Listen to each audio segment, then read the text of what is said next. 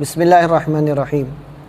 ناظرین اکرام، قربانی کے حوالے سے ہماری گفتگو چل رہی تھی، تو اب ذہن میں ایک سوال پیدا ہوتا ہے کہ ہم قربانی کرتے ہیں، قربانی کے جانوروں کا گوشت ہم خود کھا جاتے ہیں، ہمارے گھر والے کھا جاتے ہیں، آس پڑوس والے، محلے والے، رشتہ دار، ان میں تقسیم کر دیا جاتا ہے، اور جو خون ہوتا ہے بظاہر وہ تو زمین پہ گر جاتا ہے، تو اللہ کی بارگاہ میں کیا پہنچتا ہے؟ کیونکہ قربانی تو اللہ کے لیے کی جا رہی ہے۔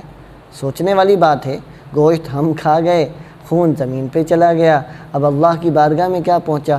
تو اللہ رب العزت نے اس بات کو قرآن مجید میں بیان فرما دیا، فرمایا لَن يَنَالَ اللَّهَ لُحُومُهَا وَلَا دِمَاؤُهَا وَلَكِنْ يَنَالُهُ التَّقْوَىٰ مِنْكُمْ۔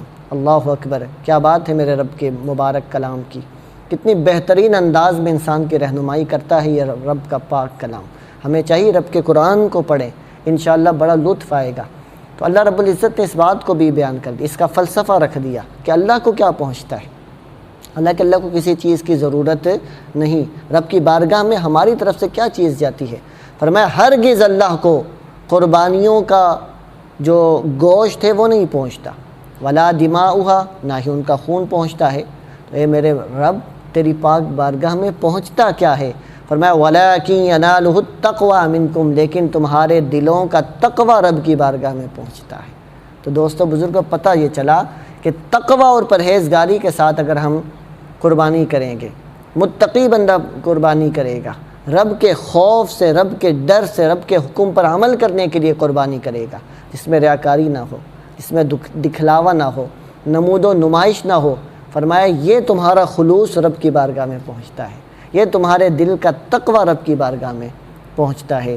گرامی قدر حضرات، دوستو بزرگوں، ہمیں اپنی جو قربانیاں ہیں یہ فقط اللہ کی رضا کے لیے کرنی چاہیے، کیونکہ قربانی یہ قرب سے نکلا ہے، تقرب سے نکلا ہے، تو رب کا قرب حاصل کرنے کے لیے ہم نے ایسا کیا۔ اور یقین مانیے، نماز، روزہ، حج، زکوٰۃ، ہر عبادت کا اگر آپ نچوڑ خلاصہ نکالیں گے نا تو اس کے پیچھے تقوی کا بڑا عمل دخل ہے۔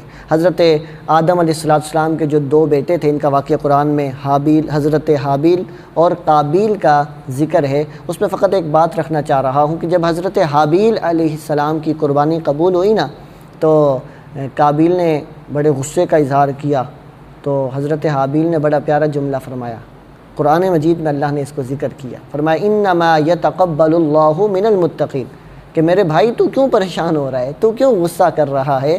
اصل بات یہ ہے کہ اللہ قربانی قبول کرتا ہے تو متقین کی قبول کرتا ہے، اس میں میرا کوئی قصور نہیں، یہ رب کا مجھ پر فضل ہوا، میری قربانی اگر قبول ہوئی نا تو اس میں تقوی کا عمل، اگر تو بھی متقی ہوتا اللہ تیری قربانی بھی قبول کر لیتا۔ تو اللہ تعالی ہم سب کو خلوص کے ساتھ، للہیت کے ساتھ قربانیاں کرنے کی توفیق عطا فرمائے۔